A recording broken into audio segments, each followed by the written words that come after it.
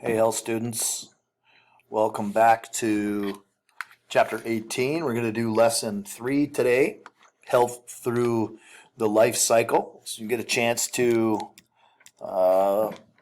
take a peek at some of the things that happen in later adulthood. We'll talk about a couple of things, or just briefly, some of the things that may affect a healthier late adulthood by what you do during childhood or through your teen years or even your early adulthood, how that can benefit your health later on in life. So we'll talk a little bit about that here today. Should be a rather quick lecture, but give you a chance to listen if you like to.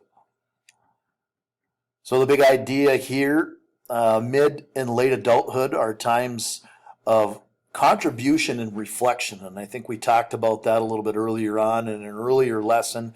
We talked about that there's many things as we go through the life cycle. And you talk about early adulthood, mid-adulthood, late adulthood, but really what people are starting to think about when they get into their mid or late adulthood times, they're starting to think a little bit more about how they've contributed to society. They reflect back on life. Did they do? How was their career? How are the children doing? And how are the grandchildren doing? Is their legacy, so to speak, their kin or their kids or their grandkids, is their legacy moving in the direction that they had always hoped and dreamed? So that's the reflection that we're talking about. And their contribution is what have they done to give back to society. So those are things that people think about in their mid to late adulthood time. Many changes occurred during middle adulthood. Middle adulthood is a stage of development that spans from age 40 to 65. So Mr. Larson falls into the mid-adulthood phase. The years of mid-adulthood are full of transitions, so lots of different changes in mid-adulthood, both in men and women, but even more so physically for women. Transitions. Critical changes that occur in all stages of life. Family and individual accomplishments can enhance a person's physical, mental, and emotional state, as well as social health throughout adulthood. So things that really kind of fall into that mid-adulthood phase, there's, like I said, there's 3 areas. There's the physical changes that take place, there's the mental and emotional changes, and the social changes that take place. So some of the health concerns that kind of fall into that mid-adulthood time, this is where people, if they haven't had eyesight issues earlier in life, will start to recognize that. And just from experience, I can tell you that I've always had 20/20 eyesight throughout my entire whole life. Now into my 40s, starting to squint a little bit more, noticing that I'm becoming a little bit more nearsighted. So that eyesight changes. Hearing may decrease a little bit, and that's coming due in the start of my mid-adulthood years as well. Muscle and joints may be affected by arthritis. I can tell you that as a former athlete. That is definitely the case. Muscles and joints are starting to hurt more. Bones may be more brittle or more likely to break. Teeth and gums become more decayed and diseased. Heart disease may occur due to heredity or even lifestyle factors. And cancer can be more evident. Okay, physical transitions. People in mid-adulthood experience physical changes as their body begins to age.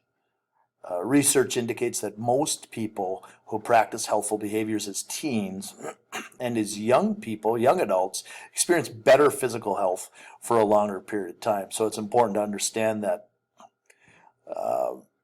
sometimes what you do for exercise or what you do for healthy living, you may not feel like you need it at the time as a young person because you feel like your weight is good, your health, you feel good most of the time.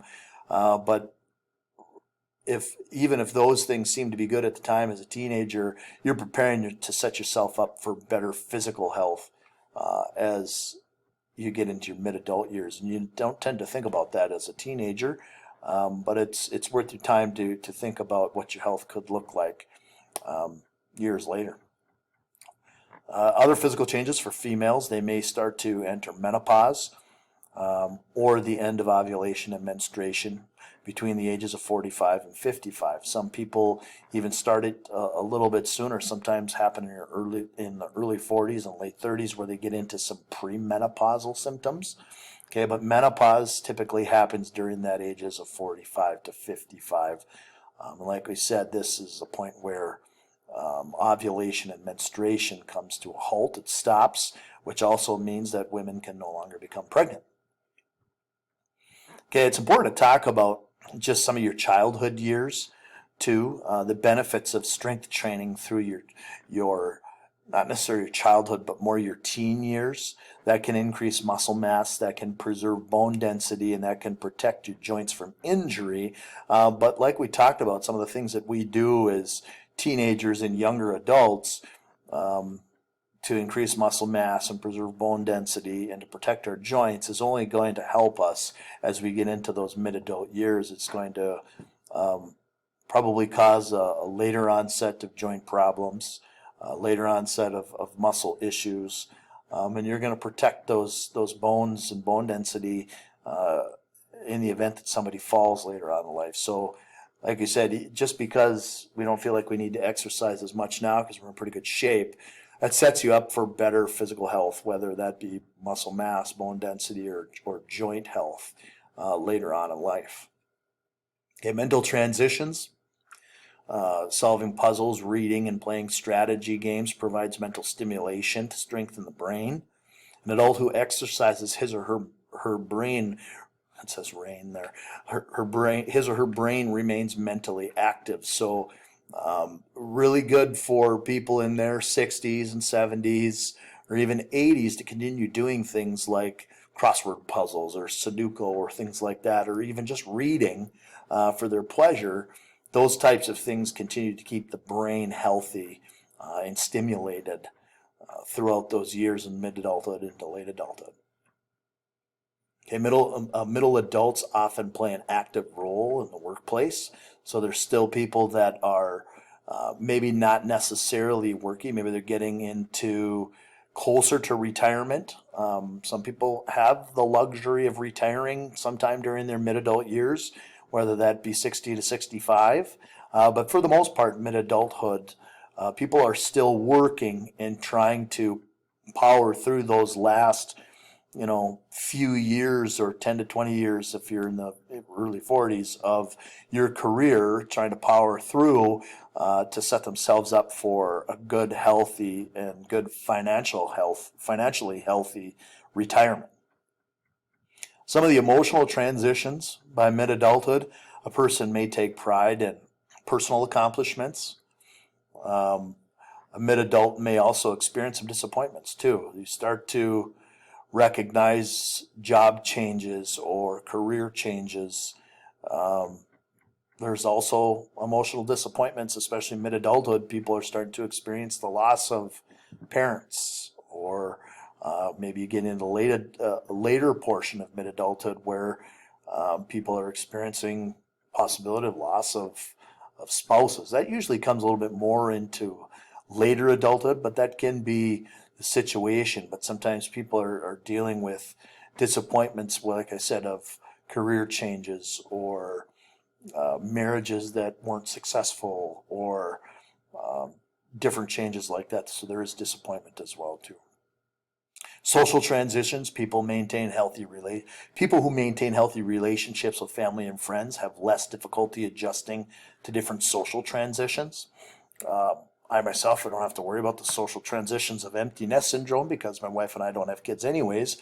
But we can talk about that being a really big emotional time for adults when parents are off to, or when children are off to college, and parents are now finally experiencing their own alone time with no kids. And at this point in their life, they can't remember really the last time they had that, of having 20 to 25 to 30 years of having kids coming through sometimes, depending on how many kids they had. Lots of times it's 18 years, but there can be a big gap of time between kids. They might have got one kid up to the age of 18, but then they had another kid, they've got another 10 years that they have to, or 8 years that they have to raise kids. So that empty nest syndrome comes through for some people, and those social transitions can be difficult for people. Empty nest syndrome. The feelings of sadness or loneliness that accompany children's leaving home and entering adulthood. You take a look at how much time we got here. Oh, we got about 5 minutes before we go, so I got to press through here a little bit. Late adulthood, people in late adulthood may reflect on their lives and accomplishments. Late adulthood begins after the age of 65, so really that retirement time for people. Many older adults are able to look back without regret and feel proud of their accomplishments because they lived their lives with integrity. You could talk about all the accomplishments financially or their kids' accomplishments financially, but really thinking about their proud accomplishments in terms of integrity is, did they do things that they felt they did the right way, whether that be morally, whether that be personally, however you look at what makes you feel like you've lived a good life of integrity. That just means following a moral code. And you can be proud of how you raised your kids. You can be proud of how you ran yourself professionally, how you followed your own moral values. And that's really one of the things that comes into that portion of time of late adulthood is, how did I live my life the way that I feel is the right way to live. Integrity, a firm observance of core ethical values. Okay, public health policies and programs. There is social security systems. They provide benefits for older adults as well as people with disabilities. The government offers Medicare to those over 65. So over the age of 65, typically people will kind of transition into Medicare instead of having to deal with their form of retirement health insurance.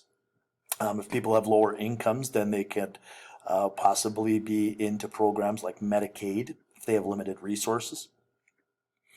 Okay, a lifetime of practicing healthy behaviors and saving money can help you have fulfilled any rewarding retirement. So people, lots of people going through the start of their career right now, would be really wise to think about, retirement might be a long ways away, but are you preparing yourself? Because especially as you get into the years of Medicare or where you're in retirement, you really have to think about, am I going to have enough money to be comfortable, to be able to cover? You don't know, you can't plan for health issues that are going to come up. You don't know what kind of health issues are going to come up. So really the best that you can save and put money away for retirement.